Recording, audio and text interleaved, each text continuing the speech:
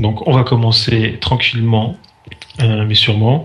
Je vais passer la parole à Thibaut qui va vous annoncer le programme de Calling Station 84 une fois que notre ami Jocal aura fini le décompte traditionnel. C'est parti, il en peut plus de 1-0. Calling Station, c'est parti. Thibaut, c'est à toi. Salut à tous. Alors, je vais vous présenter rapidement le programme. Contrairement aux semaines d'auparavant, ce sera pas Mike et moi qui allons présenter. On a un triptyque d'animateurs qui sont Johan, Melouche et Florian, donc qui vont présenter l'émission. Et donc ce soir, on a deux invités, donc Clément Michigan comme on l'a annoncé, et on aura également Philippe Torza qui a bust il y a 3-4 heures du WPT Cannes et donc il nous fera le plaisir d'être parmi nous une vingtaine de minutes. Donc ce qu'on va faire, on va commencer par tout le monde connaît Melouche et Florian, Johan un peu moins parce qu'il fait pas partie de la communauté. Donc je propose que vous vous présentiez chacun votre tour et puis après on débutera l'interview de Clément et ensuite on appellera Philippe. Donc qui veut commencer ? Honneur aux filles, je dirais. Allez, c'est parti. Eh ben, bonsoir à tous, c'est Melouche. Alors, qu'est-ce que je suis censée raconter ? Je suis censée me présenter, c'est ça ? Ouais, mais tout le monde te connaît, donc très non, rapidement. j'espère que tout le monde me connaît quand même, parce que bon, ça fait un moment quand même que j'écris ma rubrique dans les news que vous pourrez trouver tous les mardis sur Poker Stratégie. Et donc ce soir, je suis là avec vous pour animer Calling Station avec Florian et Yo. Voilà. Alors, Florian, à toi. Alors moi, voilà, je m'appelle Florian Pérez, je suis impliqué dans la communauté depuis à peu près 3 ans, mais en tant que gros lecteur discret. Et donc, voilà, je fais un petit peu de radio et pour une fois, on va s'essayer derrière le micro de Calling Station. Et tu viens de Toulouse, ça s'entend. Et je viens de Toulouse, d'où cet accent qui est magnifique. Exactement. Et Johan, à toi de jouer. Salut, c'est Yo. Je viens de Sarreguemines en Lorraine. C'est une toute petite ville. J'habite maintenant à Malte. Et en fait, je suis joueur de poker. J'étais animateur radio à Aventure du Poker. Et donc maintenant, mon taf, c'est de jouer. Et mon pseudo en ligne, c'est Yo Viral. Et peut-être qu'on s'est déjà croisé aux tables. Je sais pas. En tout cas, je suis très content d'être sur Poker Stratégie ce soir. On t'a vu aussi un peu sur le circuit live. Ouais, j'ai fait un peu de tournoi sur le circuit live. Le dernier que j'ai fait, c'était le FPS à Amnéville. Ah, exactement. Voilà, c'était dans ma région. Exactement. Je vous propose de commencer l'interview de Clément, tranquillement, et puis après on appellera Philippe d'ici 10 minutes. Ok. Ça vous va ? Pas de problème. Parfait. Eh ben, c'est parti. Bonsoir tout le monde. Clément, ton pseudo en ligne, c'est Clément SMC Michigan, c'est ça ? Ouais, SMC Michigan, quasiment sur tous les sites. Quelques petits pseudos cachés sur les petites romans. Toutes les plateformes ? Tu joues sur toutes les plateformes ? Ouais, je pense qu'il n'existe pas une room.fr où j'ai pas de compte à mon avis. Ah, tu t'es fait piquer sur certaines rooms, pourtant c'est pas commun, hein, mais... Non, c'est quand j'ai des pseudos cachés, c'est plus sur les petites rooms où, on va dire, j'ai ouvert le SMC Michigan comme sur .com, j'ai ouvert ça sur les gros.fr au début, et puis sur les petites rooms, j'ai décidé de faire un pseudo caché comme pas mal de joueurs. Ok. Pour jouer un petit peu incognito. Ouais, c'est pas plus mal, ça a permis de... Au moins au début, après tous les pseudos se découvrent rapidement, mais au moins au début on est à peu près tranquille. Quoi. Ton programme quotidien c'est quoi ? C'est du MTT principalement ou c'est aussi du cash game ? Non, moi j'ai joué plusieurs fois en MTT, mais est-ce que tu joues beaucoup en cash game à côté ? Non, cash game online quasiment pas. Le peu que je joue en général c'est des sessions even ou perdant, donc il n'y a pas grand intérêt que je passe du temps là-dessus. Non, online c'est quasiment que du MTT, ou pas mal de sit and go quand j'ai envie de me refaire doucement ou en petite période de doute pour retravailler un peu mon jeu. Sinon, cash game, c'est plutôt live dans les casinos du coin, on se fait un peu plaisir. Et donc tu bouges beaucoup entre le live et puis le online. Il y a des différences pour toi dans ton jeu entre les deux ? Ouais, globalement en live, tu modifies pas mal ton style de jeu, faut être quand même beaucoup plus patient, t'as tendance à resserrer pas mal. Surtout dans la mesure où tu bustes et si t'as une semaine à passer ou 4 jours à passer dans le coin derrière et que t'es déjà éliminé, c'est un peu la guerre. Online, tu rouvres une table toutes les 2 minutes ou 5 minutes si tu veux, donc ouais, t'as pas tendance à jouer exactement le même jeu.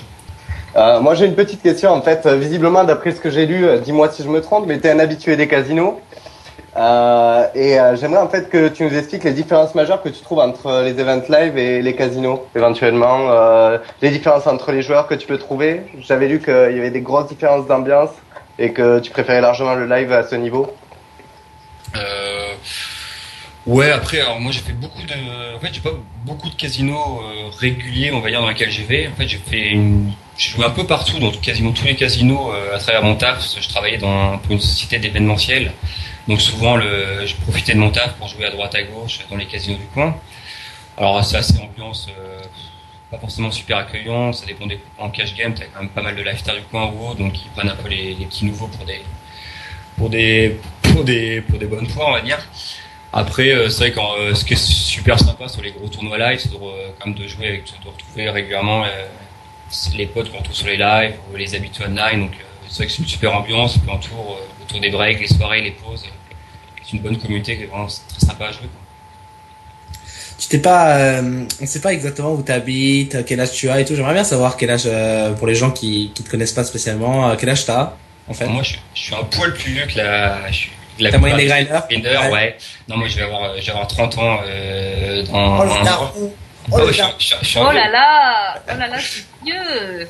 Non, c'est vrai que par rapport à la plupart des potes grinders, c'est vrai qu'il y en a beaucoup entre 20 et 25 ans. Donc, non, moi, j'ai 30 ans, j'ai une petite fille qui a bientôt 2 ans. Ouais, je vais te demander, t'as une copine, donc, ou t'es toujours avec ta femme, pour commencer?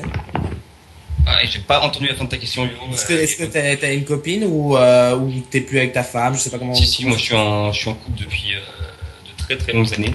Ok. Et Elle dit comment que tu sois un gros joueur? Pas forcément très bien, on va dire. Il y a quelques petites embrouilles de temps en temps. Non, c'est vrai qu'on a tellement un rythme différent de la personne lambda ou des gens qu'on côtoie à côté, donc c'est pas forcément évident de... Elle fait quoi? Elle travaille? Ouais, elle est responsable des ventes dans une société commerciale. Okay.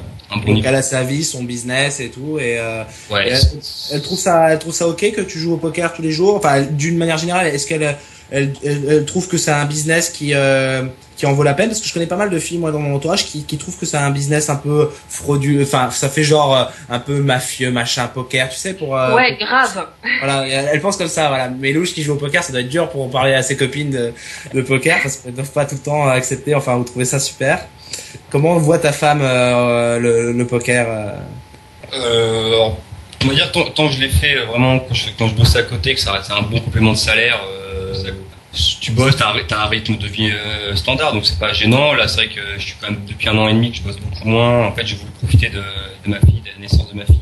Ouais. Profiter d'elle, parce que j'étais en déplacement pendant 10 ans, 4 coins de la France et de l'Europe, donc j'avais envie de me poser un petit peu. Donc le poker me permettait, puis comme ça marche relativement bien, ça depuis quelques années. Donc c'est vrai que c'est un peu différent. Elle raconte pas forcément à tout le monde que je fais que ça, on va dire. Après, elle, non. L'avantage, c'est qu'elle a un bon poste, un bon métier. Donc moi, ça me permet aussi d'avoir un cadre serein et de pouvoir jouer tranquillement, quoi. Justement, est-ce que toi, tu continues à travailler à côté du poker, ou alors t'es passé complètement joueur de poker et plus aucun métier à côté? Je bosse un petit peu à côté.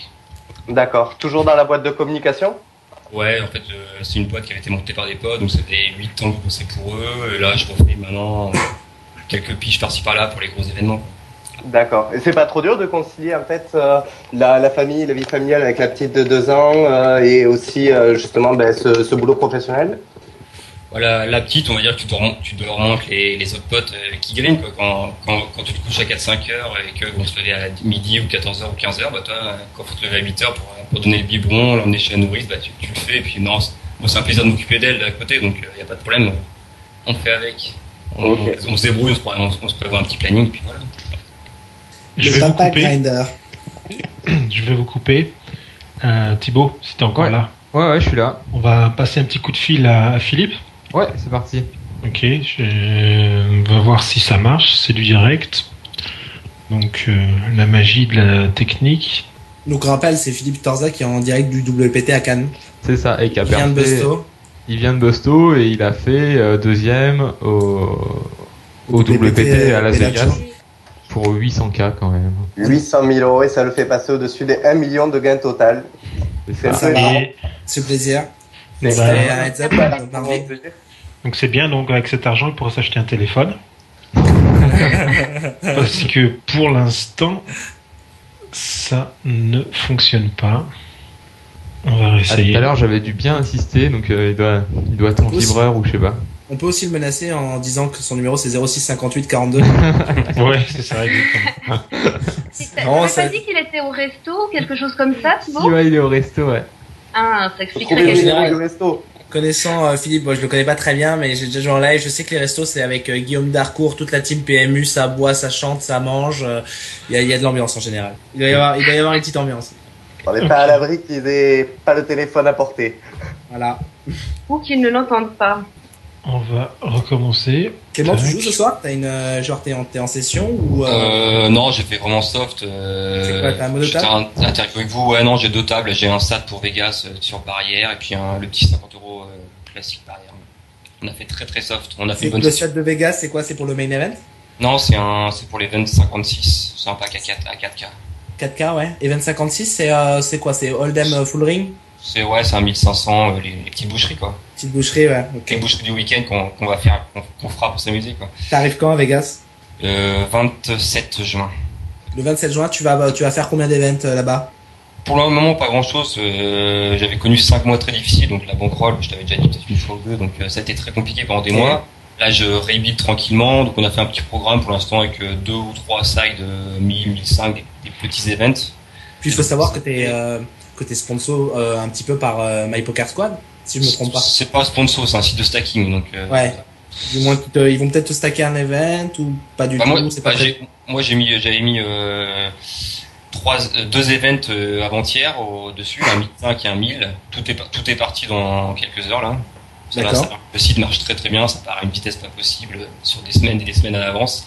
Donc j'ai mis ces deux-là, j'ai fait un petit stacking privé sur beaucoup de tournois, Deep Stack, Venetian, César, tous les beaux tournois quoi. Tout est parti cet après-midi, donc pour l'instant j'ai un joli petit programme, on verra si on continue à chip un peu dans les prochains jours, on en mettra peut-être quelques-uns par-dessus, on verra. On peut essayer. Florent, tu disais quoi? Ouais, justement, je disais à Clément que j'avais vu qu'il avait eu 5 mois assez difficiles il y a peu avant de ship justement le 2e place de l'Xtase et 20e place de l'Expert, ce qui est quand même 2 perfs relativement sympatoches. J'ai vu qu'il avait eu 5 mois difficiles, notamment où il chopait pas beaucoup de satellites et que bon, il était en préparation pour Vegas. Donc j'ai vu que tu avais eu pas mal de périodes de tilt et j'aimerais savoir comment tu gérais justement ce tilt. Est-ce que c'était pas handicapant avec le principe du stacking?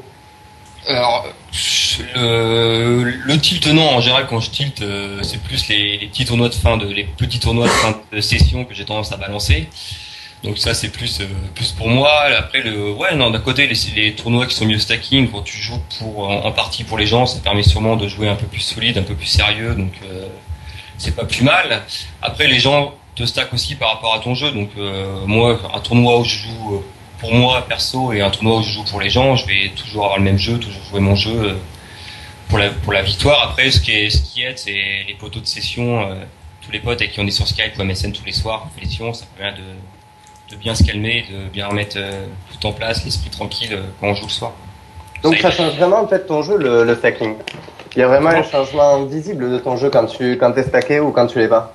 Non, tu t'assures, je vais dire, allez, peut-être proche de la bulle ou autre, sur certains tournois, t'as tendance à un peu plus, peut-être un peu plus assuré, moins prendre de risques, moins mettre la pression, moins t'enflammer à prendre des risques près de la bulle. Après, sur 95% du temps du jeu, je vais jouer mon jeu. Hier sur l'Xtase, c'était pile la bulle, j'envoie tout dans la bouche, on les a mis sur la table et puis voilà, c'est passé quoi. T'as l'impression d'avoir une plus grosse pression en ayant des stackers derrière qui attendent quelque chose de toi, ou bien au contraire ça te permet d'être plus détaché du tournoi, d'être plus serein par rapport à ta manière d'aborder le tournoi? On va dire que ça te met un peu moins de pression financière, surtout sur des gros packs. Quand là, à Vegas, je vais faire un pack avec 5-6 tournois avec des grosses sommes en jeu, t'as une pression financière un peu moins, donc ça permet de se soulager. Après, ce qui est agréable, c'est aussi le fait de jouer pour les gens, donc t'es soutenu, t'as beaucoup de monde derrière, donc t'essaies de donner le meilleur de toi-même. Après, honnêtement, dans le jeu, ça change pas, faut garder son jeu et sa ligne de conduite. Ok, t'as juste plus un esprit de compétition, quoi. Ouais, moi j'ai 30 ans, ça fait 28 ans que je fais du sport, j'ai fait pas mal de sports différents, donc... 28 ans, oh là là. Ouais, j'ai toujours... T'as commencé le sport au moment où t'as commencé à marcher, quoi. Ouais, en gros, ouais. À 2 ans, il faisait du lancer de biberon. Bah alors Clément, juste une question, comment t'as commencé au poker? Est-ce que t'as commencé directement avec le poker ou est-ce que tu fais partie des gens qui ont démarré peut-être avec Magic ou les échecs, etc. Il y a pas mal de gens qui ont démarré sur d'autres voies. Toi, comment est-ce que t'as démarré? Est-ce que t'as été peut-être sur d'autres mondes avant? Non, moi là-bas, je viens des jeux vidéo comme pas mal de joueurs. J'ai travaillé là-dedans, la société d'événementiel qu'on a montée. J'étais président de la Fédération française des sports vidéo sur PES, le jeu de foot. Donc tout cet univers-là, je l'ai dirigé au niveau national. On avait des centaines de clubs au niveau européen, tout ça. Sinon, non, après au niveau card, beaucoup de tarot avec la famille Petit, puis le poker au début entre potes il y a 5-6 ans. Mais pas de Magic ou autre, pas de jeux comme ça. D'accord, ok. Et tu as toujours fait que Texas Hold'em? Ou bien tu t'es essayé d'être à l'Omaha ou à d'autres variantes un petit peu plus exotiques? Ouais, moi j'aime beaucoup jouer en PLO, en Polymyth Omaha.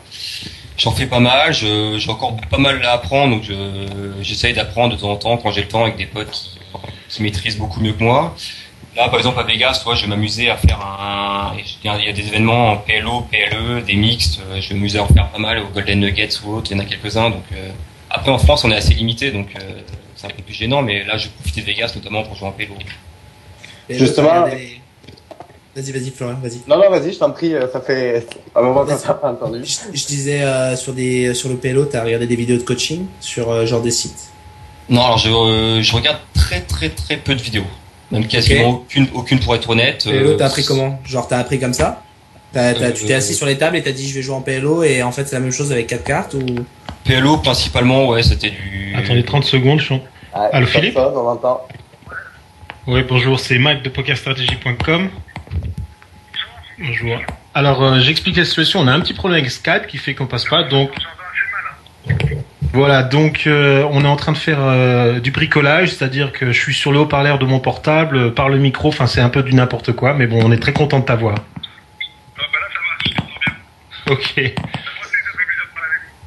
Donc j'ai cru comprendre que tu es à Cannes ce soir et que ça s'est pas très bien passé. Bah en fait non, j'étais très fatigué à table, je dormais pas, c'était encore le jet lag de Vegas, et Oui. j'étais pas en forme physique du tout, et j'avais les yeux qui étaient complètement fermés, je crois même que je me suis endormi à table, Ok. ce qui fait que j'étais pas dans la partie, alors j'espère que je vais passer une bonne nuit ce soir pour rejouer demain. Parce que quand même pour expliquer, tu viens de faire un petit aller-retour, enfin tu vas te faire un aller-retour Vegas-Cannes, c'est bien ça? Ouais, en fait, j'ai pas vu spécialement pour Cannes au départ, j'étais rentré pour voir mes enfants parce que je parlais de moi, sans emmener mes enfants à Vegas.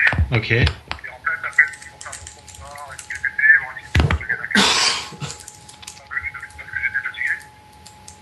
Et puis moi, quand je suis là, je suis là. Bon, ben voilà.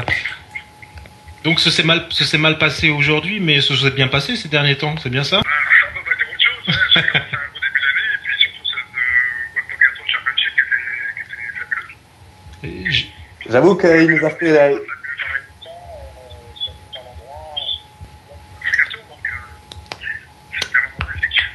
Ouais, j'imagine, ouais. C'était, rappelle-moi, c'était 800 000, non, c'est ça? Allô, allô? Ouais. Ouais, ok. C'est jeu de tête, on se parlait de 800 000 $800, ouais. 800 000 dollars? 800 000 $, la seconde place, deuxième. Donc j'ai encaissé 805 000. Bon, ben. Justement, c'est le plus impressionnant. Il n'y a pas souvent des tournois où la deuxième place fait 800 000, 34 en année. Donc. Oui. Des deuxièmes places comme C'est ça. un tournoi majeur avec un feed exceptionnel puisqu'il y avait les plus grands joueurs américains qui étaient là. Et on a passé 6 jours magnifiques où moi j'ai souffert pendant 5 et puis le 6e ça s'est bien passé. Donc c'était là, l'histoire était belle parce que j'étais short pack à la pub et que j'ai réussi à me glisser en TF et de TF à finir runner-up. Ouais, j'avoue que c'est... Et en même temps j'étais ravi parce que c'était tout ce que je rêve de faire un genre de poker qui s'engage dans un tournoi et encore plus dans un tournoi comme celui-là. Donc pour l'instant, de loin, ton meilleur moment poker dans ta carrière? Oui, c'est de loin le meilleur moment poker. Ouais. Je crois qu'en fait, moi, le fait d'être dans des tables finales, j'avais plus rien à perdre, j'étais short stack, donc sortir 6e, ça aurait choqué personne. Et donc de ce fait, j'avais un stack qui pouvait inquiéter mes adversaires parce qu'il représentait la moitié de 4 adversaires sur la table. Donc j'ai décidé avec Guillaume Darcourt et on en avait discuté à la piscine la veille. Et Fabien Perrault, je avec lui, c'est-à-dire que Jacques Calac,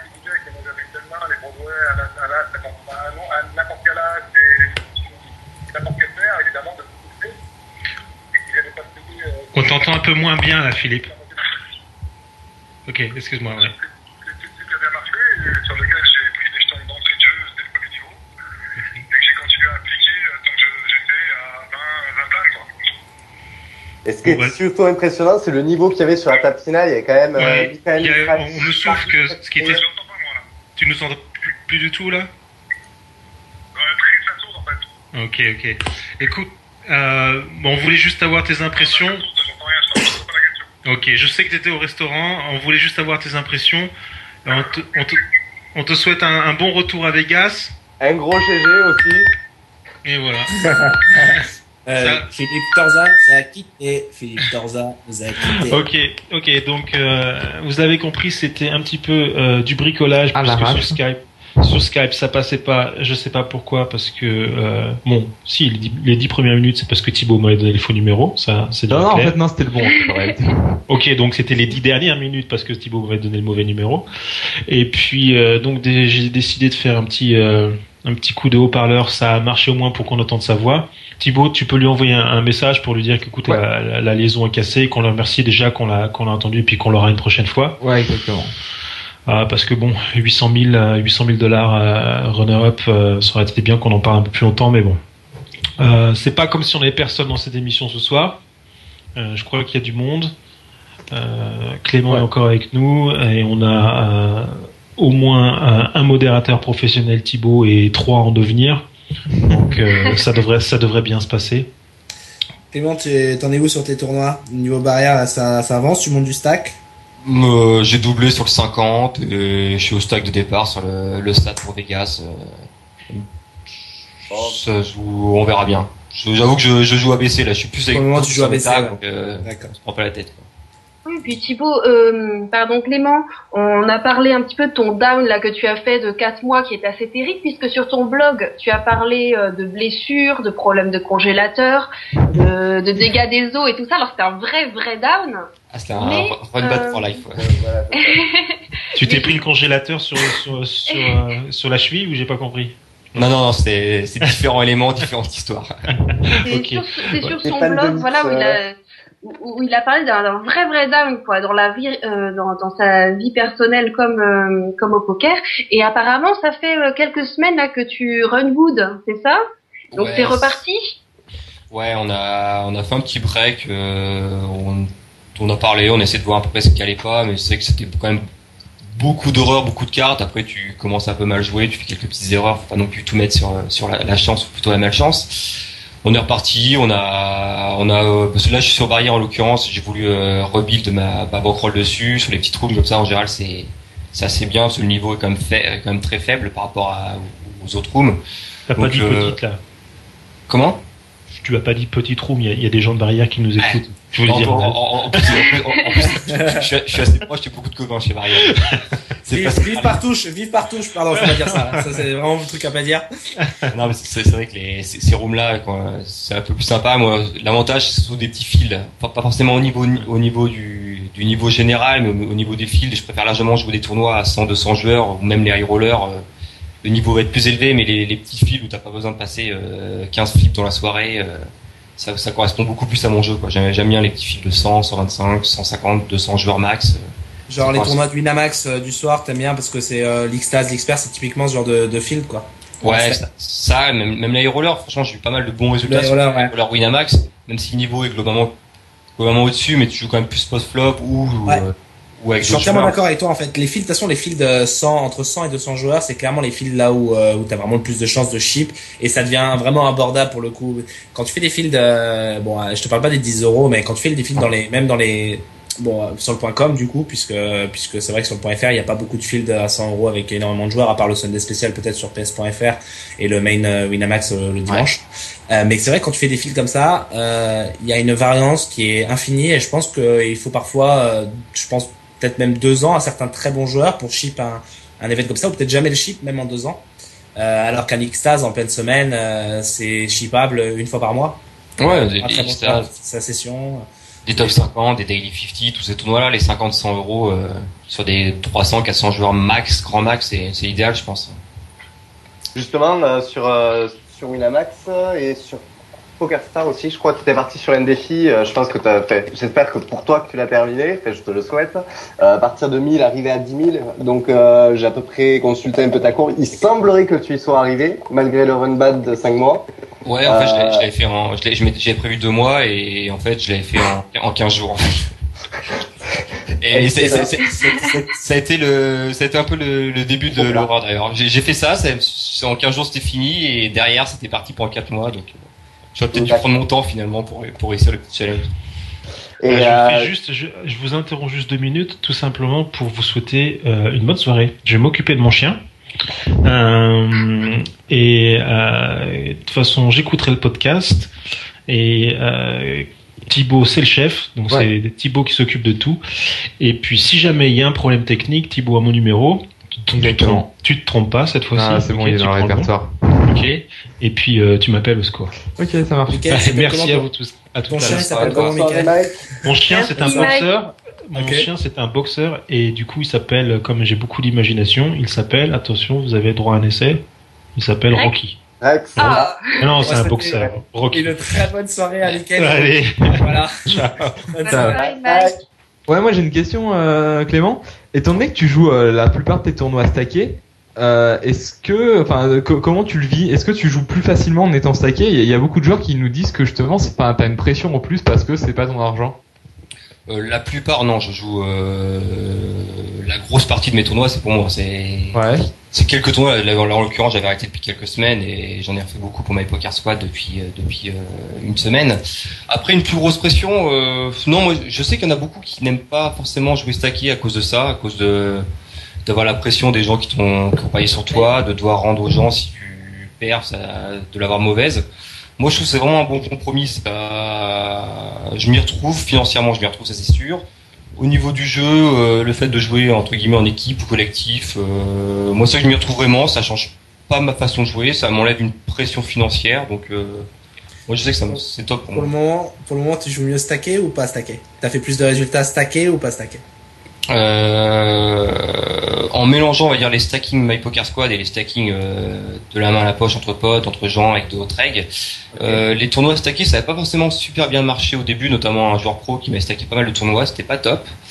Après, il y a eu un passage. Après, c'est comme pour tout, c'est la variance. Tu mets plus ça sur le compte de la variance. Je peux pas vraiment te dire si j'ai eu plus de résultats stackés ou non stackés. Faudra vraiment regarder en détail, quoi. Ta plus grosse perf à l'heure actuelle ? En live ? Online, j'ai fait 2 fois deuxième du Super Lundi. Ok. En fait, j'ai fait beaucoup de runner-up. Il paraît que c'est vraiment, je joue pas sur Bwin, mais il paraît que ce tournoi est vraiment super EV+. Il y a beaucoup de random en fait qui finalement c'est un tournoi à 150 €, si je me trompe pas. 150 € qui est 40K garanti, ouais. Ouais, il paraît qu'il y a énormément de gens qui, on sait pas comment ils arrivent là et c'est rare pour un tournoi à 150 € qu'il y ait autant de random. Moi, j'avoue, j'ai fait 2 fois deuxième, je vais faire plusieurs TF, c'est un régal, quoi. T'as 250 joueurs, t'as 15 sharks, on va dire, 15 règles. Okay. Ce sont les mêmes, du Flavien, le Super Panda, tous ces gens-là. Kazoul, Matimani. Je le vois rarement, Kazoul, sur le, c'est longtemps que je crois qu'il a un autre pseudo pour ça. Ou un autre pseudo peut-être, alors. Et je le vois souvent. D'accord, ok. Donc, mais non, sinon, globalement, c'est que t'as beaucoup moins de sharks, non, ouais, vraiment EV+, quoi. Et sur le live, en live, ouais, t'as un bon feeling avec les partouches, moi j'ai vu.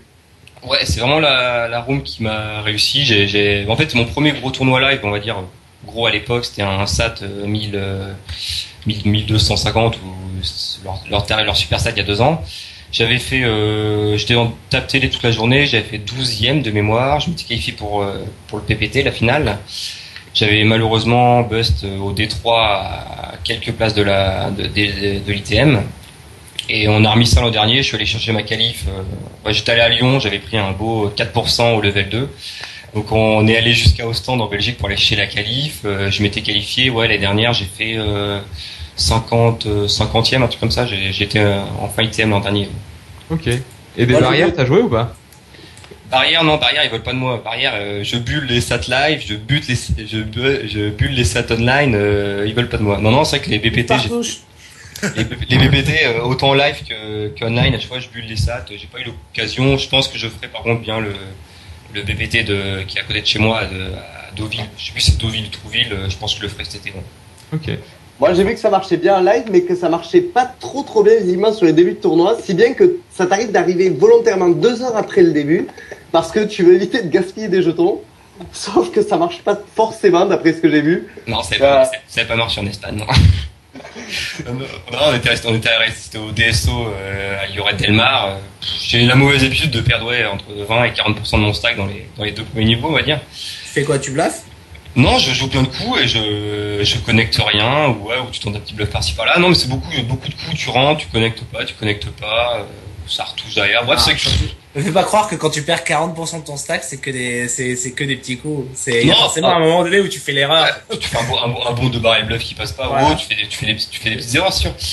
Mais c'est vrai que non, j'ai très mal commencé. Je m'étais dit, pour rigoler avec tous mes potes, on était une grosse clique à Lloret Delmar, on était resté à la plage, on est arrivé au level 3 ou 4. Et au finish, sur mes 10 premières mains, j'ai dû avoir genre les As, As-3, As-Dame. J'ai eu un As dans les 10 mains. Et au finish, j'ai perdu 50% de mon stack en orbite. Okay. Donc ça servait pas à grand chose. Donc tes débuts de tournoi, tu les joues plutôt très loose, quoi. L'histoire de remporter des gros coups. Ouais, j'ai tendance à jouer assez loose en début de tournoi. Ça n'a pas forcément fonctionné pour le moment. Et c'est vrai que les fois où j'ai joué un peu plus tight.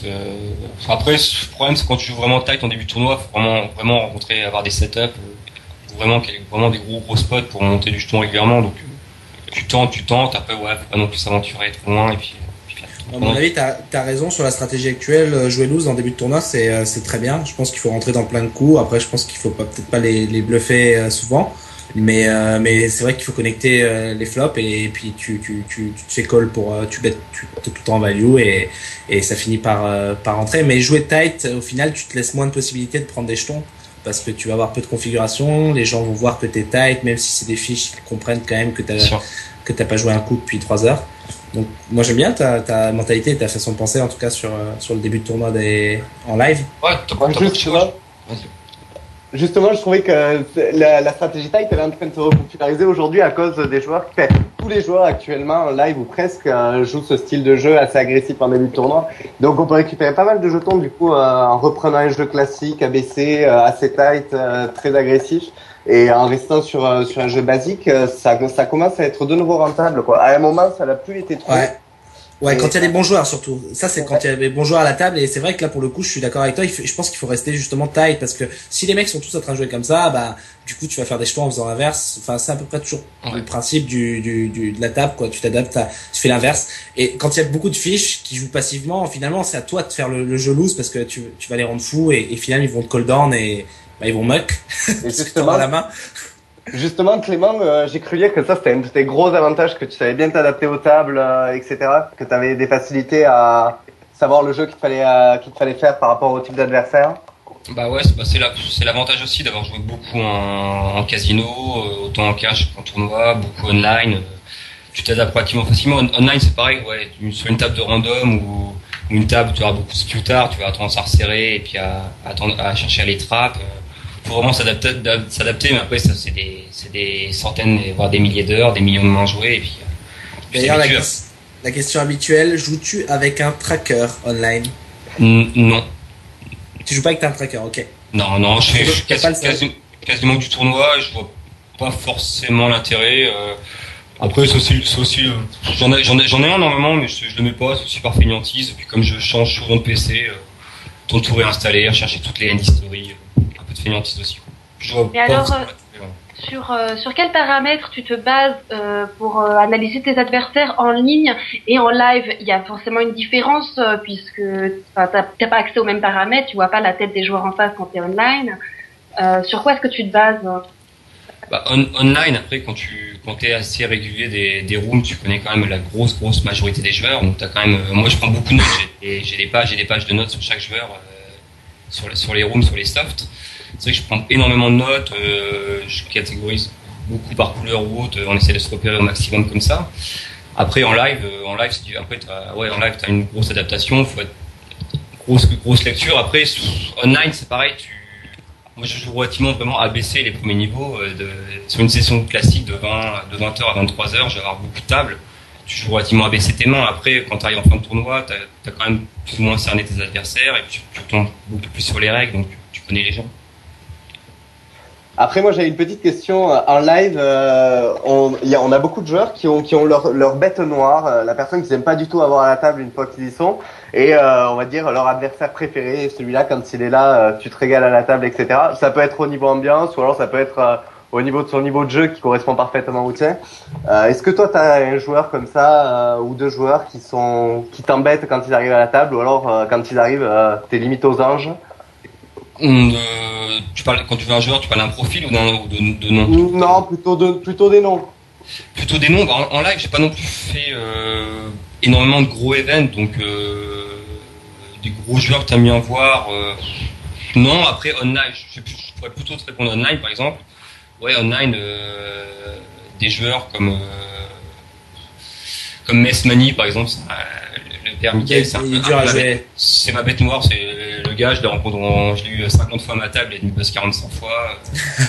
C'est infernal, qu'il soit devant. Bon ratio, là, 45 sur 50. Ouais, non, mais qu'il soit devant, qu'il soit derrière, il me buzz tout le temps, quoi. Après, non, après, beaucoup de sputards que t'aimes bien avoir, des gens qui vont avoir beaucoup de tournois, qui vont avoir tendance à les balancer ou se lever facilement. Non, balance des noms.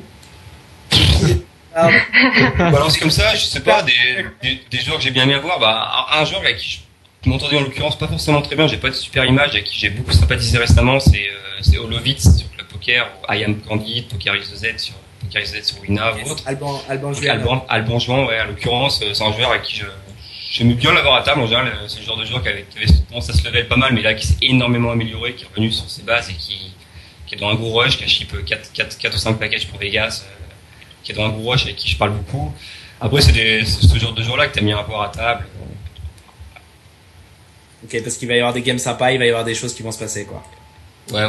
Tu fais décider d'un top 3 des joueurs de mttonline.fr actuels. Qui serait dans ton top 3? Je vais dire dans les joueurs que je trouve le plus régulier, que je trouve très très bon, j'aurais tendance à mettre les deux potes, je suis pas forcément potes eux, mais les deux potes Nazim et Alexis. Ok. Nazim et Alexis, le Super Panda, qui sont pour moi sont vraiment parmi les meilleurs joueurs.fr.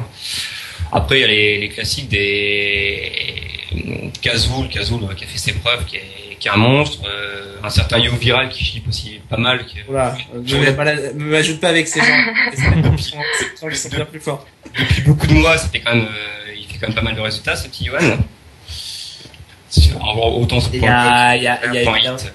il y a un mec comme, en parlant des mecs un peu qui se puent entre guillemets un peu, est-ce qu'un Molabar par exemple, est-ce que tu... attends, oui, t'as bien fait d'en parler, tiens. Oui, lui, exactement le genre, tiens, dimanche dernier, j'ai ship dimanche soir le 100 € barrière, en prenant, je pense, 90% des jetons pour tout le tournoi à Molabar, quoi.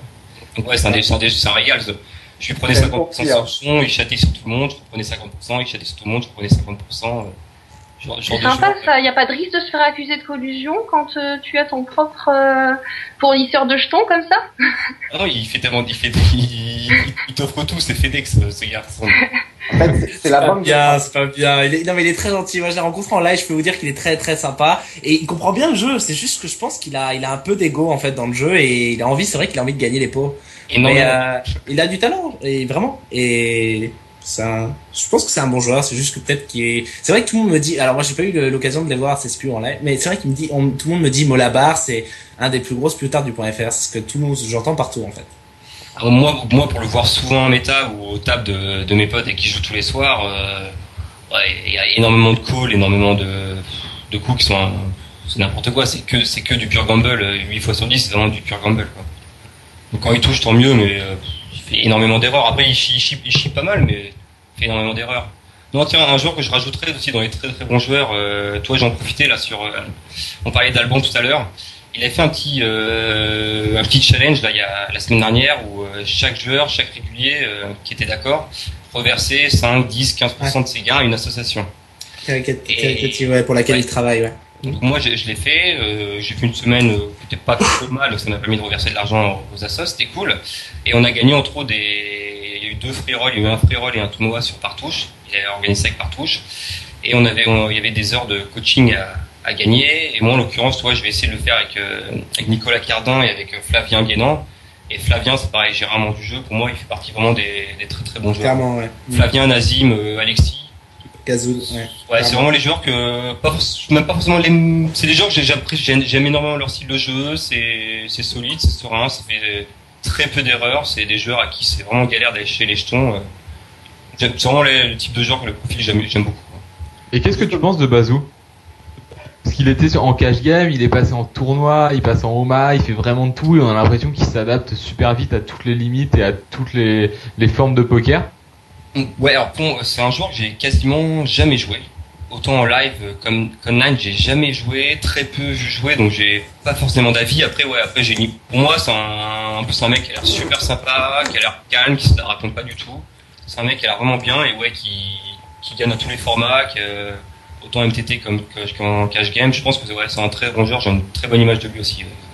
Après je le connais pas du tout dans le jeu et perso, donc ouais, ok. Bon, alors maintenant que tu as bien expliqué que tu étais un joueur sérieux, etc., est-ce que tu pourrais nous dire si tu as un petit gris-gris ou une main fétiche ou des petits trucs de joueurs superstitieux mais pas trop comme ça?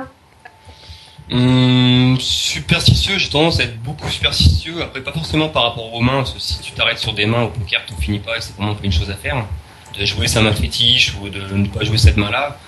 Après, je sais que moi, il y a une grosse main une main plutôt à l'inverse qui m'a hanté, sur lesquelles j'ai perdu une tonne d'argent en cash game ou en tournoi, un peu dans tous les pays où je suis allé, c'est la paire de dames.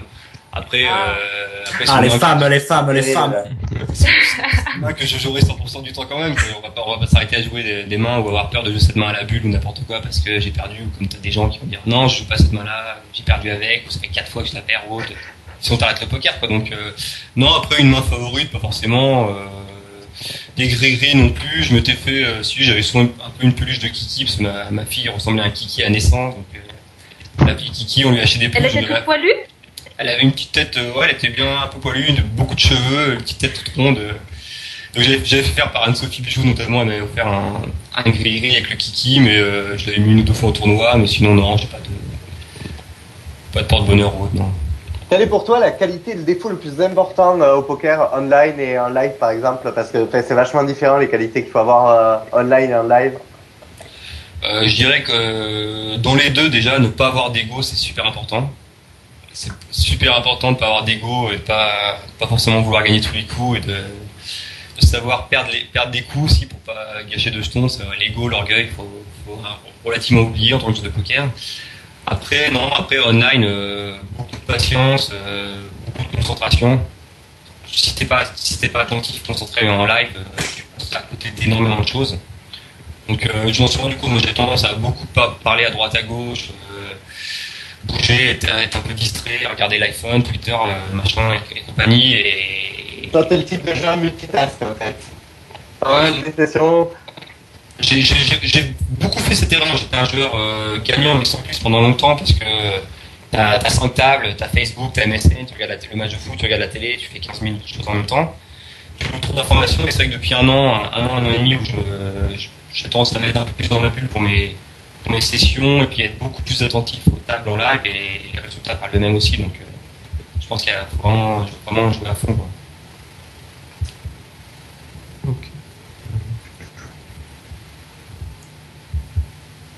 C'est bon, Yoann? Attends. Ouais. Parce que en fait, je demandais à Thibaut de m'envoyer la page du chat parce que moi je connais pas bien encore Poker Stratégie et j'aimerais bien trouver ce chat. Je suis en train de faire sa formation. Ouais, c'est sur la page d'accueil, en bas à droite. Je suis perdu. Et en fait, sur la page d'accueil, moi j'ai comment souhaitez-vous jouer au poker? Je me suis inscrit et ensuite je sais pas où trouver le chat. Je suis vraiment pas doué. Attends, je vais te dire en chat. Et t'aurais dû le dire pour me mettre en marraine. Mais Louche, t'as tout compris. On a raté quelque chose là, Flo. Ah, c'est là, ouais. On n'a pas été très... C'est normal que je ne comprends pas le délire. C'est quoi le délire? Je ne comprends pas. C'est qu'on peut parrainer des gens sur Poker Stratégie et donc oui, j'ai vu tout seul. J'avais personne à remplir, j'avais personne à mettre. J'étais là, il y avait marqué yoga. Tu avais nos pseudos sous les yeux et tu les as pas mis. Je suis tellement non mais parce qu'en fait je l'ai fait juste avant l'émission en fait et donc j'avais pas encore vos pseudos. Enfin je savais pas vos pseudos et donc voilà. Et c'est vrai que je voulais un parrain, moi je voulais peut-être une marraine, ça m'aurait bien fait plaisir. Ouais, C'était un filleul très très qualitatif celui-là. Ah, parce qu'en Donc, fait, il ça, reste des points à parrainer. ils m'ont demandé mon pseudo, ça change quoi? En fait, je gagne des points, c'est ça? Enfin, pour qu'on explique le poker, le principe de poker stratégie, ça me donne des points, après ça permet de faire quoi? De gagner de l'argent? En fait, si tu t'affilies à une room par rapport à Poker Stratégie, bon, je pense pas que toi ce soit possible étant donné que tu es déjà inscrit sur pas mal de rooms en .fr et que tu vas pas pouvoir forcément avoir de nouveaux comptes. Non, mais ils m'ont demandé il y a mon des pseudo Winamax. Ils m'ont demandé sur mon compte Poker Stratégie mon pseudo Winamax, je l'ai mis. Ouais, mais Ça le change problème rien, ça. c'est que Winamax ne rapporte pas de points sur Poker Stratégie, c'est un d'accord. gros leak. Et donc effectivement, oui, on gagne des points qui te donnent un statut et qui te donnent la possibilité de voir des articles, D'accord. avec des Avec stratégies. des vidéos, des coachings, des accès à des sections stratégiques du forum, et qui rapportent des sous à ton parrain ou à ta marraine. D'où Melouche qui a saisi la brèche. Mais trop tard. Ah, c'était habile, c'était habile. Si elle a une opportunité, elle la prend comme ça. Ah ouais, carrément. Ah. Clément, j'ai une question pour toi, si t'avais la room la plus fichue à ton avis, ou la plus de V+, disons. J'aurais envie de te dire en ce moment barrière, parce que c'est là-dessus que je suis en train de me remettre en confiance, je suis en train de bien gonfler ma bankroll. Après une room où je me suis régalé aussi il y a quelques mois, mais maintenant ils ont relativement enlevé tous leurs tournois où il y avait des overlays énormes, c'était sur le micro gaming, soit MyPoc ou Poker Extreme. T'avais Ouais. avec des overlays énormes et un niveau tellement faible que j'ai pris beaucoup dessus aussi au début. Ouais, on a vu tous les soirs, il y a encore des overlays sur tous les sites. Ouais, après maintenant il n'y a plus les 20K ou les 10K ou les tournois qui étaient intéressants, donc c'est que moi je jouais que cela. Mais ouais, après barrière partout, toutes ces. Mais après c'est pareil, si tu vas sur Winamax, tu vas sur PokerStar, tu verras des choses incroyables à longueur de journée partout. Mais Ouais, c'est sûr, mais un petit peu moins. Enfin, le niveau est quand même beaucoup le plus niveau élevé. global, ouais. Après, on va dire que t'as moins de bons joueurs, moins de sharks sur ces rooms-là, donc. Toi qui as commencé en 2006, justement, t'as vu une évolution du poker sur, généralement, ou pas sur un site en particulier, mais de manière générale, le poker online, t'as vu une évolution des niveaux des joueurs? Bah c'est vrai que c'est déjà différent parce qu'on est quand même passé du .com où moi je jouais beaucoup de très low buy-in, très low, des low buy-in on va dire au .com. J'ai pas eu trop l'occasion de jouer à buy-in, middle buy-in ou high buy-in sur .com, donc je peux pas trop juger. Après c'est vrai que rien que sur le .fr quand même en 2 ans entre le début et maintenant c'est quand même globalement amélioré. T'as toujours autant de mauvais joueurs mais t'as de plus en plus de bons joueurs quand même globalement, donc le niveau c'est quand même relativement amélioré, avec notamment la venue de pas mal d'étrangers. Beaucoup sur PokerStar au début, maintenant il y en a aussi de plus en plus sur Winamax. C'est vrai que les étrangers commencent à mettre leur grain de sel là-dedans, donc ça relève quand même les fils des tournois un peu plus importants. Après, ayant vraiment joué à low buy-in sur le .com à l'époque, c'est difficile de juger. Ouais. Ouais, c'est vrai qu'on voit de plus en plus d'étrangers. Enfin, on avait vu sur la finale des Scoops où il y avait Julien Brécard. Enfin, il y avait quasiment moitié de Français, moitié d'étrangers, quoi. Surtout sur les gros buy-in, ouais. Sur les gros buy-in, sur les 300, 500 000, tu retrouves, ouais, en fin de tournoi, t'as 50 voire plus, Ouais. la moitié d'étrangers. Ouais. Ce qui est souvent pas notre avantage pour nous. Non, sur genre les étrangers que tu retrouves, t'as peu de faibles étrangers ou des étrangers assez spoutards, mais sinon, quand tu vois un étranger, c'est souvent en général des bons joueurs. Ouais. À partir du moment où ils ont fait la démarche de se mettre sur une room en .fr, il y a forcément une sorte de qualité qui est derrière, une sorte de recherche du profit aussi. Donc à partir de ce moment-là, étranger rime souvent avec régulier, quoi. Oui, c'est sûr. Ah là, il va y avoir l'ouverture aussi du marché en .os qui risque d'être assez fichi là dans 5 jours. Pour tous ceux qui ont des maisons en Espagne ou des comptes bancaires, on peut ouvrir un compte en Espagne, quoi.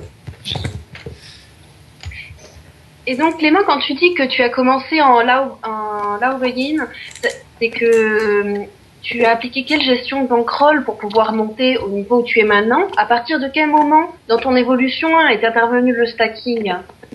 Alors moi, je suis vraiment pas un exemple au niveau de gestion de bankroll. C'est ça qui m'a fait défaut pas mal de fois d'ailleurs. Oh, t'es pas le seul. Ouais, j'imagine. Tu t'es déjà droit? Beaucoup de gens. Comment je me suis déjà broc ouais, après là, quand tu mélanges pas forcément ton argent perso et l'argent du poker. C'est vrai que moi j'ai tendance à un peu mélanger les deux, donc je fais beaucoup plus gaffe dans la mesure où si t'as vraiment une bankroll poker, tu retombes à zéro, t'as des gens qui vont vraiment repartir de bas pour remonter. Moi c'est vrai que j'ai tendance à avoir une cagnotte pour les deux, donc ce qui est un peu dangereux. Mais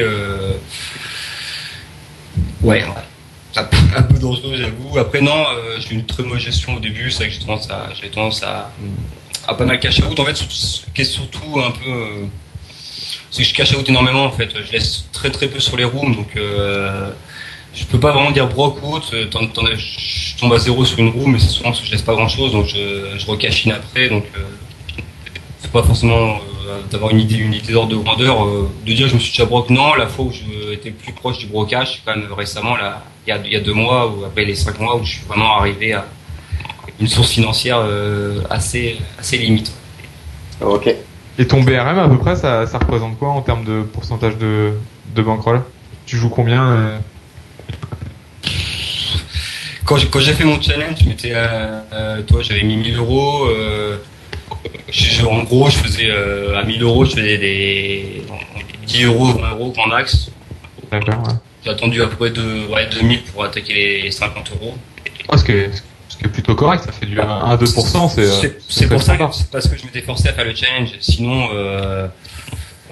je vais pouvoir tendant, mais faire du 5-10%, faire des 50-100 euros, même si j'ai 400-500 euros sur la roue. Mais comme je cash out, là sur Winamax, en l'occurrence, j'avais 200 euros, j'ai pris 3000 hier, j'ai cash out 3000, j'ai crissé de 300 euros. Je sais que je joue peu sur Winamax en ce moment, donc tu vois, ouais.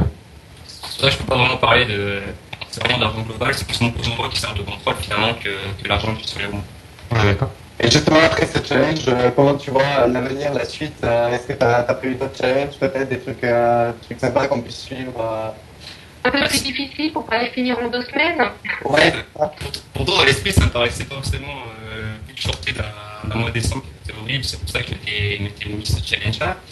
Ça me faisait, en gros, j'avais tenté, ça faisait faire 150 euros de bénéfice par jour, ça me paraissait correct, mais il faut vraiment pas se rater une journée sur l'autre parce que c'est vrai que ça tu montes rapidement. Après, c'est pas toujours pareil, il suffit de faire 2-3 perfs. En l'occurrence, ce que j'ai fait, j'ai eu 2-3 perfs à 50 sur les top 50, les Magnum, les starters, sur les 50 euros. Ça m'a permis de gratter facilement. Après, ouais, j'avoue que le challenge, surtout pour ma gestion de contrôle, c'était vraiment idéal. Je pense que je m'en lancerai après. Là, j'ai vraiment cherché, en fait, depuis. J'étais à partie de 0 là, sur Barrière. Sur Barrière, j'étais vraiment partie de 0. J'ai vraiment pris des tickets avec mes points de fidélité, donc je ne m'étais jamais servi. Donc, vraiment, dans l'esprit, je repars quasiment de 0. J'ai eu la chance de monter, de faire pas mal de perfs, d'avoir quelques bons milliers d'euros en 2-3 semaines. En gros, là, j'essaie vraiment de monter une bankroll pour Vegas, pour partir à Vegas serein et je verrai. Rester à Vegas. Ouais, je verrai après Vegas comment ça se passera. Là, c'est vraiment du court terme en ce moment. Quand j'ai arrêté de travailler, profiter de ma petite.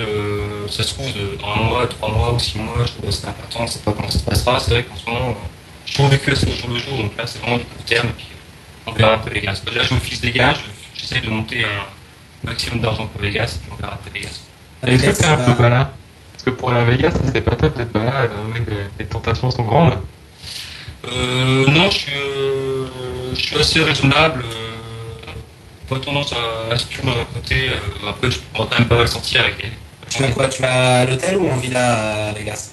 Non, au début, on est pas en villa avec les gars des teams avec Poker Squad. Ouais. C'est qui? C'est Chouru? C'est. Moi, en l'occurrence, je pars vraiment avec mes potes les plus proches. Donc, c'est Rock and Pock, Loïc, Okay. Go, avec Francesco 83. D'accord. François Toc et avec Sébastien Lebeau, Tulle ou Tutul sur les rooms. D'accord. On part tous les 4. Après, je rejoins tous mes potes proches de poker. Mes potes de poker, c'est Euroflush, Gloob, Adrien Alain, Marc Barrier. Le mec qui perfs pas mal sur le circuit. Ouais, des très bons joueurs, c'est aussi grâce à eux que je me suis amélioré. C'est beaucoup au contact de ces joueurs, à force de parler de beaucoup de coups, d'être ensemble en tournoi, de raconter les coups autant en online qu'en live. C'est beaucoup de discussions avec ces joueurs-là qui m'ont fait que je me suis amélioré, que je suis là aussi en ce moment. Donc, ça fait partie aussi des avantages du stacking, le fait d'être rail et tout le temps comme ça, c'est plutôt sympa, quoi. Ouais, c'est agréable, même je pense envie d'employer le mot random, mais par des gens qu'on connaît pas, des gens qui nous stackent sur les rooms, qui viennent facilement, qui nous stackent sur MyPokerSquad, qui viennent facilement nous raid dans les chats en fin de tournoi, en cours de tournoi. C'est vrai que c'est super agréable d'être suivi, en plus d'être suivi par les potes, d'être suivi par tous les gens, par les gens qui viennent nous voir sur Facebook, qui demandent des conseils, qui viennent te parler. Ouais, faut prendre son temps avec ces gens-là. Nous, on est là aussi. Moi, je sais que je suis là grâce à des gens des joueurs pro ou autres qui ont pris le temps de me parler, de m'expliquer beaucoup de choses, qui m'ont permis de m'améliorer. Donc, c'est vrai que c'est pas pour mon image, c'est vraiment vis-à-vis des gens. Je prends mon temps pour discuter, pour prendre soin de tout le monde aussi, de leur expliquer. Faut renvoyer l'appareil. Ça sort un peu, ça fait la fête après les tournois. Ça, en live. Après, ça dépend facilement de. Non, je sais pas, parce que moi, je me rends pas compte, mais à 30 ans, est-ce que t'as encore la même motif pour sortir, faire des gros stuff et juste après avoir gagné, ou même pas forcément quand t'as gagné, je veux dire quand t'as fini une journée de tournoi et que ça s'est bien passé, et que voilà, les gens disent on va boire un verre, on va en boîte et tout, t'es le genre à suivre ou t'es plus le genre je vais me coucher tôt parce que demain j'ai un des deux à jouer. T'es vieux maintenant. Est-ce que t'es un vieux en fait? Mais oui, t'es vieux. Je suis pas geek du tout, je suis pas casanier du tout. J'habite de faire beaucoup la fête. Beaucoup sortir, non, on en profite. Après, on a la chance d'aller dans des endroits sympas. Moi, c'est vrai qu'avec mon boulot, j'ai beaucoup bougé, visité tous les coins de la France, un peu en Europe. Donc c'est vrai que je suis toujours resté dans cette optique-là de sortir. Même avec le boulot, on a l'habitude de sortir tous les soirs, de dormir peu. Donc c'est vrai que j'ai un rythme. J'ai l'habitude d'enchaîner beaucoup de journées sans dormir ou presque, et capable de jouer derrière. Donc on en profite. Après, la Vegas, c'est l'occasion aussi, pareil, de beaucoup sortir. Après, pas faire n'importe quoi non plus la veille des gros events, d'arriver avec 3 grammes au tournoi ou autre. Pas forcément le genre de la maison, mais sortir, décompresser. Tout ça après un tournoi, quand t'es focus pendant des heures, si t'as besoin de lâcher, ouais. Tu peux pas rentrer dans ta chambre d'hôtel et puis t'arrives pas à dormir. T'as le stress, l'adrénaline, donc t'es obligé. Ça fait du bien de sortir, puis on fait ça pour ça aussi, donc. Justement, on a vu que t'avais pas forcément de préparation et ni de rituel avant le tournoi, mais est-ce que t'as un rituel après le tournoi, genre quand tu fais une win? Est-ce que t'as un truc que t'aimes bien faire? Est-ce que t'as un programme que généralement tu fais faire un cadeau à ta femme? Voilà ça.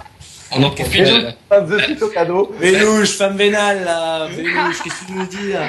Faire un cadeau, tout de suite le cadeau à la femme et à la petite fille. Non, faire un cadeau à la petite fille. À la petite fille. Maintenant c'est la petite fille avant. Avant c'était la femme. Elle va te lâcher, attention.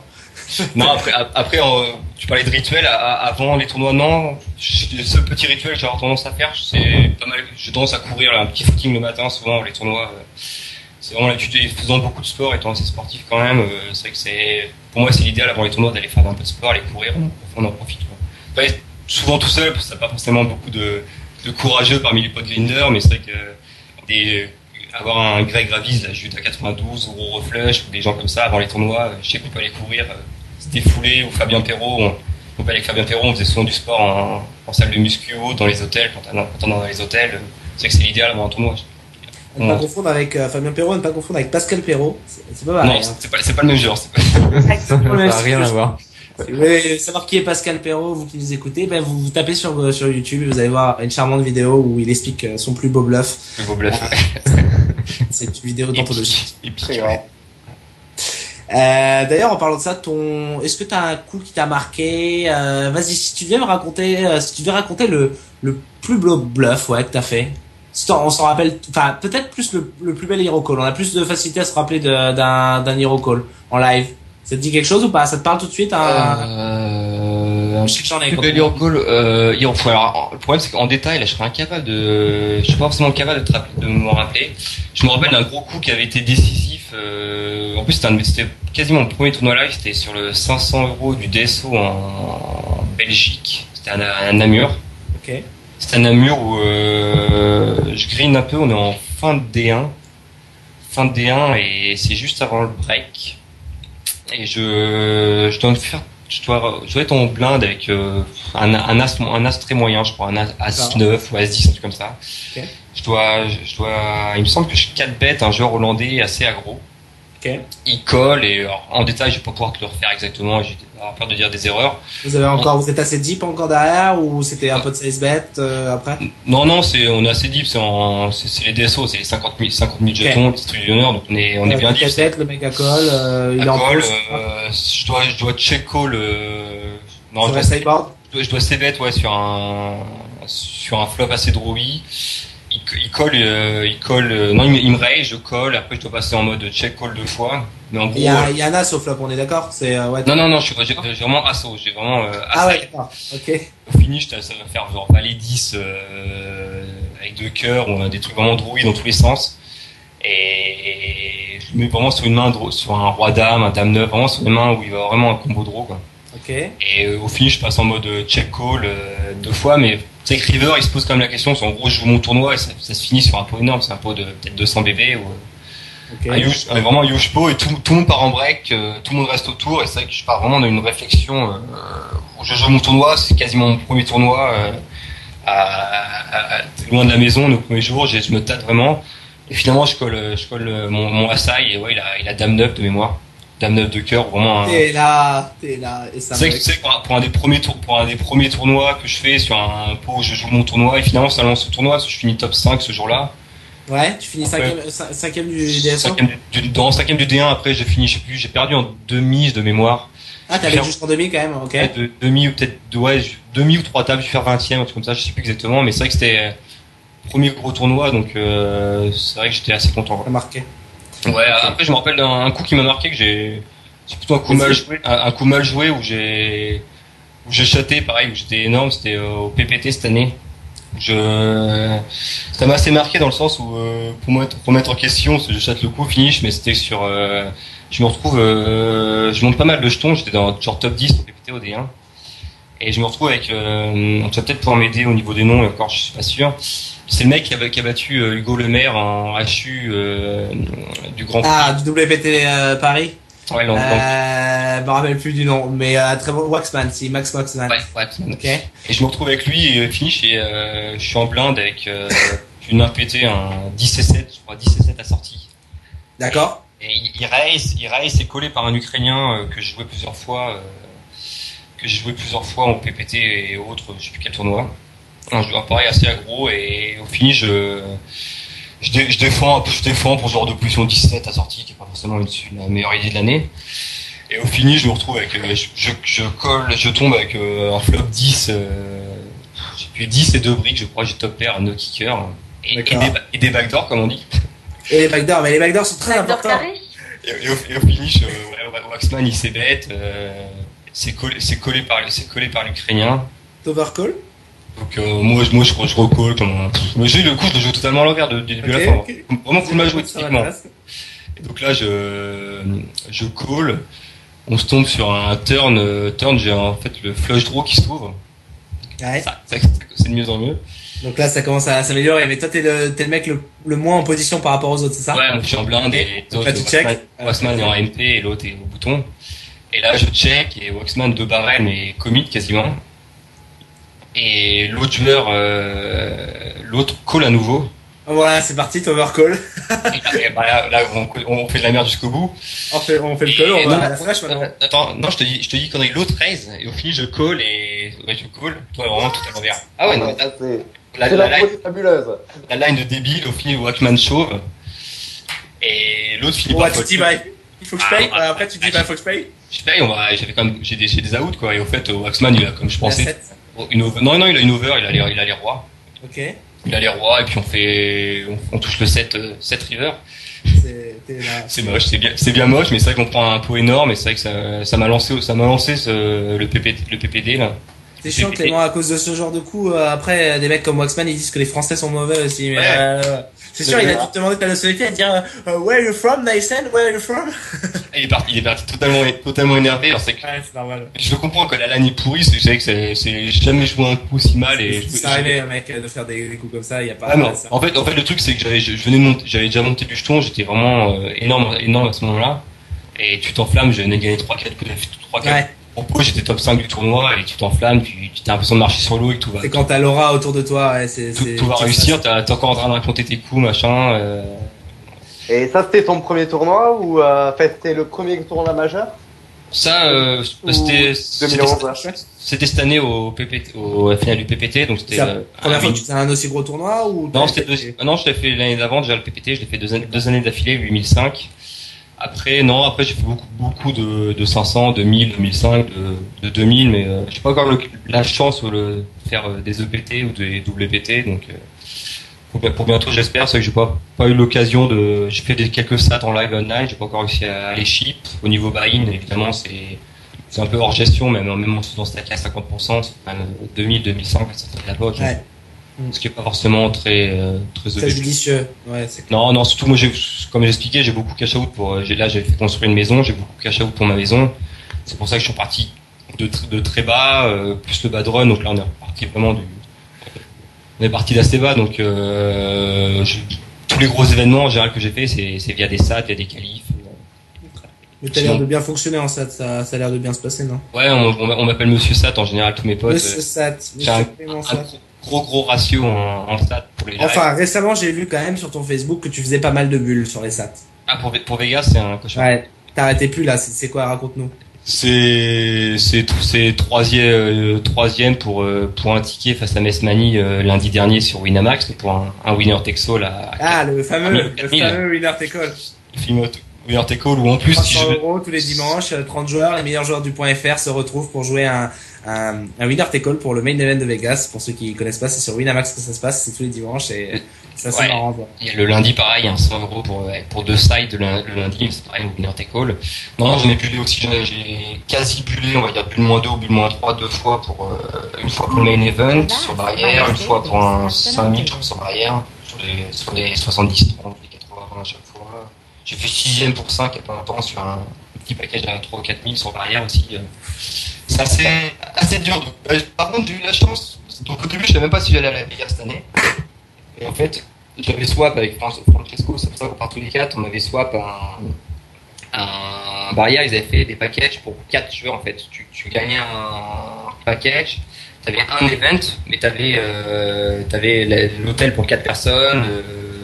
4000 €, donc de quoi payer les frais de déplacement pour 4 personnes.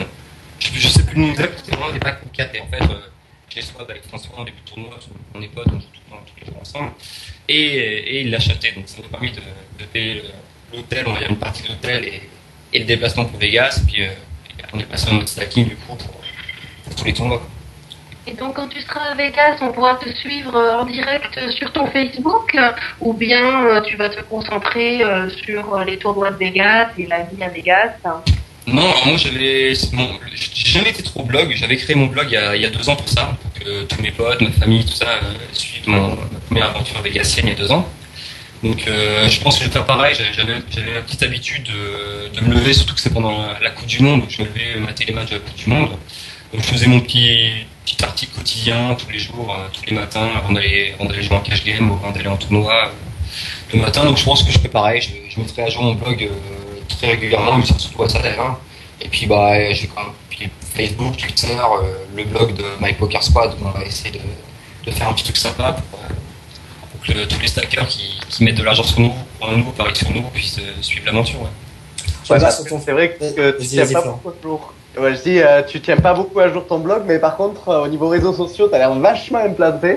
J'ai regardé rien que ta timeline Facebook, je crois qu'elle est assez affreuse. Et quand j'ai essayé de regarder ton compte Twitter, j'ai abandonné au bout des 2 premières pages, tellement j'ai vu qu'il y avait de pages.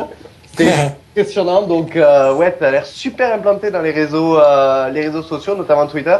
Et vachement suivi sur ces réseaux. Donc justement, ouais, nous on a, comme dit Charles, on a vraiment envie de te suivre maintenant, de voir un petit peu ce que tu es capable de nous faire à Vegas, quoi. On va essayer de faire kiffer tout le monde. Autant on y va, ça va être sympa parce qu'en plus on a une bonne émulation. On y va, on a quasiment tous réservé en l'occurrence au Cosmo. On va y avoir une grosse partie de la team My Poker Squad. On va être quasiment une dizaine à Vegas en même temps. Donc vraiment un état d'esprit d'équipe. On va tous voir parfait, tous se soutenir. Donc au niveau d'hygiène, ça, on est tous archi motivés, donc on espère bien tous perdre. En parlant de réseaux sociaux, Florian fait bien de le mentionner, je viens de voir sur ton Facebook que tu as fait 2e de l'Xtase hier soir sur Winamax. Ouais, j'ai fait. Je suis content, je jouais plus sur Wina depuis quelques mois quasiment, ou très peu. Et en gros, même j'ai fait un petit break, même au niveau stacking sur My Poker Squad, comme on fait pas mal de packages, notamment le lundi où il y a le Monday Michigan, donc un package que j'avais créé, avec à la base le Super Lundi, l'Xtase et le 100 € par touche. Et c'est vrai que chaque joueur star de la team a son petit package. Donc tous les soirs, il y a un petit package à 300, 400 € chaque soir. C'est vrai que même 400 €, je prends toujours 50%, ça faisait quand même 200 € dans la gestion de contrôle. C'était pas top, je repartais de bas. Et comme là, j'ai pas mal chip, je me suis remis pas mal à être stacké depuis une semaine. Et c'est vrai que vendredi, j'ai fait 8e de l'Extase. Donc Vendredi dernier? ouais, donc on a rapporté des sous au stacker. Lundi, j'ai fait le Monday Michigan, j'ai fait 12e du Super Lundi, donc on a à nouveau rapporté des sous au stacker. Et puis hier soir, ouais, j'ai fait le deuxième de l'Extase. Ça prend combien, ça, deuxième de l'Extase en semaine? 2900 et quelques. D'accord. Et pas mal. 150 joueurs. Ouais, je sais plus exactement. Ok. Et 20e expert, donc ouais, ça fait un peu plus de 3000 Ah ouais. un peu plus de 3000 € pour les stackers. Donc moi j'ai 50%, donc toujours une bonne petite soirée, surtout encore en rebuild tranquillement, c'était une bonne soirée à prendre. Tu m'étonnes. Après, honnêtement, hier sur l'Extase, j'ai aucun mérite. Je vais être honnête. T'as chaté? Non, j'ai pas chaté, chaté si on appelle des setups chatés, mais ouais, j'ai joué. Ouais, t'as run good, t'as run good, quoi. J'ai run archi good, j'ai joué des 80-20 toute la soirée, quoi. Ça a été simple, c'était première main, les as contre les rois, je double première main, je fais trois fois les as contre les rois après flop, une fois les as contre les dames. Ah, ça aide. Et du grand poker tout en skill, quoi. Tout en skill, après, il faut savoir les rentabiliser. Ouais, après, à 20 left, l'edge et le skill rentre un peu plus en compte de jeu, mais quand t'es top 5 tout tournoi, parce que tu touches, voilà, quoi. Bon, on va pas cracher dessus, c'est pour toutes les soirées. Ah, faut cracher dessus, hein, parce que pour toutes les soirées où tu prends des deux outers, c'est mérité. C'est un régal. Lundi, en 8 heures de jeu, je touche une premium, je touche les dames en 8 heures de jeu. Hier, je touche 25 premium en 4 heures. La variance, hein. Il y a Florian qui essaie de nous rejoindre, ça? Non, il est nouveau là? Ouais, je suis de nouveau là, ouais, Pareil, j'ai ouais. section, je sais pas trop ce qui s'est passé. Bon les mecs, une petite dernière question là, vu que on a un peu dépassé les délais, ça fait 1h30. Moi, j'ai une dernière question Vas-y. posée. On dit qu'un joueur professionnel cherche toujours à s'améliorer. Il est jamais parfait. Et il cherche toujours à en avoir plus. Alors moi, j'aimerais savoir qu'est-ce que tu chercherais à améliorer. Enfin, qu'est-ce que tu voudrais améliorer chez toi. Et qu'est-ce que tu voudrais de plus au niveau poker ou IRL. Alors, je pense peut-être j'essaie notamment, toi, je vais profiter peut-être des heures de coaching ou autres avec Flavien ou Nicolas Cardin ou même des joueurs comme Yo qui a un style de jeu. Je sais que c'est des joueurs sur qui je pourrais apprendre pas mal. Sûrement un manque d'agressivité sur beaucoup de spots, sur beaucoup de joueurs où j'ai tendance à jouer un peu trop passif. C'est pas le fait d'esquire monnaie ou autre ou d'esquire sur les tournois, mais je pense qu'il y a beaucoup de spots que je prends pas. J'ai quelques leaks à ce niveau-là au niveau agressivité. Peut-être sûrement beaucoup de coups, je joue un peu trop passif, donc je pense qu'il y a pas mal de choses à améliorer de ce côté-là. Après, je suis content dans mon jeu, j'ai beaucoup amélioré au niveau des values. C'est vrai qu'entre des miss values sur beaucoup de pots où tu vas perdre de la valeur et des coups où tu vas arriver à optimiser au maximum tes coups, j'ai vraiment amélioré ce jeu-là depuis quelques mois et je me rends compte sur beaucoup de tournois. Donc je pense au niveau de l'agressivité pré-flop, j'ai encore pas mal de choses à améliorer. Je pense que c'est vraiment le point où j'ai un peu de boulot. Et qu'est-ce que tu voudrais avoir de plus? Un bracelet, c'est le rêve de tous les joueurs. Continuer, ouais. En soi, j'ai pas gagné de tournoi, à part des petits tournois au niveau amateur ou autre, ou des tournois d'Assos ou autre. C'est vrai que j'ai pas encore gagné vraiment un gros tournoi ou une grosse table finale sur un beau tournoi. Donc ouais, enfin avoir une belle win et puis continuer à augmenter sa bankroll. Et puis dans l'idéal, si vous pouvez chater un bracelet dans les prochaines semaines à Vegas, on signe tout de suite. Et quand ça arrivera, évidemment, tu reviendras à Calling Station avec nous. Ah bah avec plaisir. Pour nous raconter tout ça.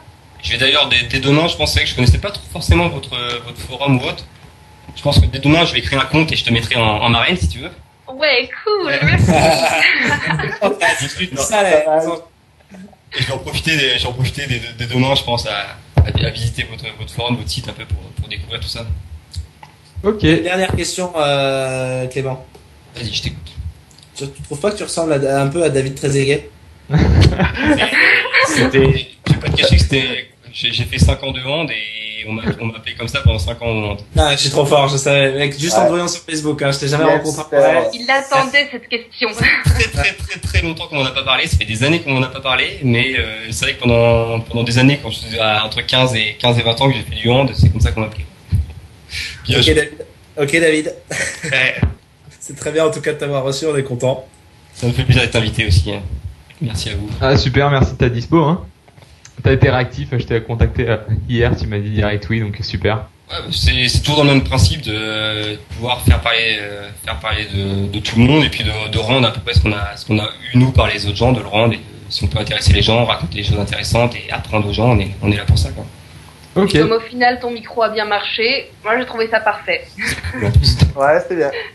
Ok, bon bah merci à tous, merci Clément, et puis on se donne rendez-vous donc la semaine prochaine 21h30 avec un nouvel invité. Et je serai à l'écoute, promis. Exact, super. Bonne soirée Allez, à ciao. tous. Ciao à tous. Bonne soirée à tous. Ciao, bonne hein. soirée. Bonne soirée.